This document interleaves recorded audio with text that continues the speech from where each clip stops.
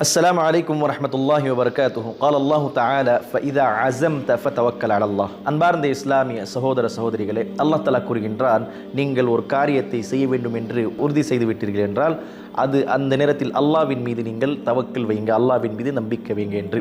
இதற்கு பொருந்தக்கூடிய ஒரு நிகழ்வு நாம் வலைத்தளங்களில் பார்க்கின்றோம். ஆமிர் என்று சொல்லக்கூடிய இந்த நபரை பற்றி சுப்ஹானல்லாஹ், லீபியாவை சார்ந்த ஒரு நபர். இவருடைய முழுமையான பேர் ஆமிர் அல் மஹ்தி அல் மன்சூர் அல் கதாஃபி.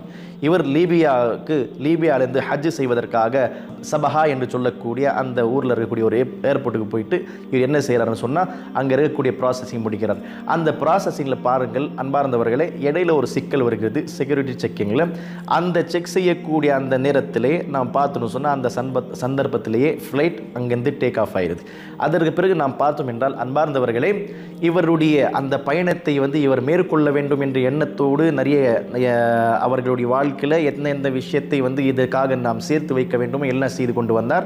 ஆனால் இவரை விட்டு அந்த விமானம் சென்று விட்டது. ஆனால் பாருங்கள், நான் சொன்னேன் திரும்பவும், ஒரு காரியத்தை நீங்கள் உறுதி செய்து விட்டீர்கள் என்றால் முழுமையாக நீங்கள் தவக்கல் நம்பிக்கை அல்லாஹ்வின் மீது வைக்க வேண்டும் என்று அல் குர்ஆன் கூறுகிறது. அதன் அடிப்படையில் இந்த ஆமீர் என்று சொல்லக்கூடிய அந்த நபர் சொன்னார், அந்த நபர் செக்யூரிட்டி செக்கிங் முடிஞ்ச பிறகு அந்த விமானம் சென்று விட்டது. அந்த நபர் சொன்னான், பெட்டர் லக் நெக்ஸ்ட் டைம், உங்களுக்கு அல்லாஹ் தஆலா நாடவில்லை என்று நினைக்கின்றேன், அடுத்த தடவை நீங்கள் ஹஜ்ஜுக்கு போங்க என்று.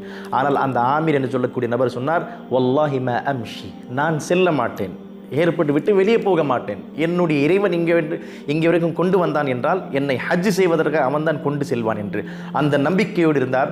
பாருங்கள், கொஞ்ச நேரத்தில் அனௌன்ஸ்மெண்ட் வருகிறது என்னென்னு சொல்லிட்டு ஃப்ளைட்டில் டெக்னிக்கல் இஷ்யூ, அதற்காக திரும்பவும் வருகிறது ஃப்ளைட்.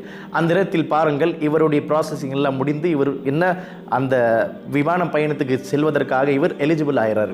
ஆனாலும் அங்கே இருக்கக்கூடிய அந்த விமானத்தில் இருக்கக்கூடிய அந்த கேப்டன் என்ன செய்கிறார், மறுக்கிறார். இந்த ஒரு நபருக்காக நாம் முழுமையாக ஒரு இது செய்ய முடியாது. அதற்காக மறுத்த பிறகு திருப்பம் அந்த விமானம் அந்த இடத்துல செல்கிறது. ஆனால் ஆமீர் என்று சொல்லக்கூடிய இந்த நபருடைய நம்பிக்கை குறையவே இல்லை. அல்லாஹ்வின் மீது முழுமையாக தவக்கல் இருந்தது. சொன்னால், நான் இந்த இடத்துல ஹஜ் செய்வதற்காக வந்தேன், அது செய்துவிட்டு தான் நான் வீட்டுக்கு போவேன்னு சொல்லிட்டு. அதற்கு பிறகு பாருங்கள், இரண்டாவது தடவையும் என்ன டெக்னிக்கல் இஷ்யூ, அந்த விமானத்தில் ஏதாவது கோளாறு ஏற்பட்டது என்று அனௌன்ஸ்மெண்ட் ஆகிறது. திருப்பும் அந்த விமானம் தரையிறங்கிறது.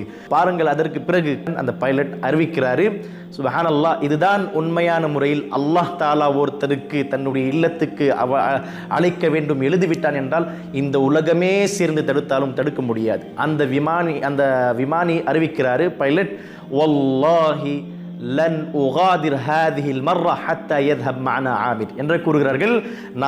நாம் இந்த தடவை ஃப்ளைட் எடுக்க மாட்டோம், இங்கிருந்து ஃப்ளைட் டேக் ஆஃப் ஆகாது, ஆமிர் நம்ம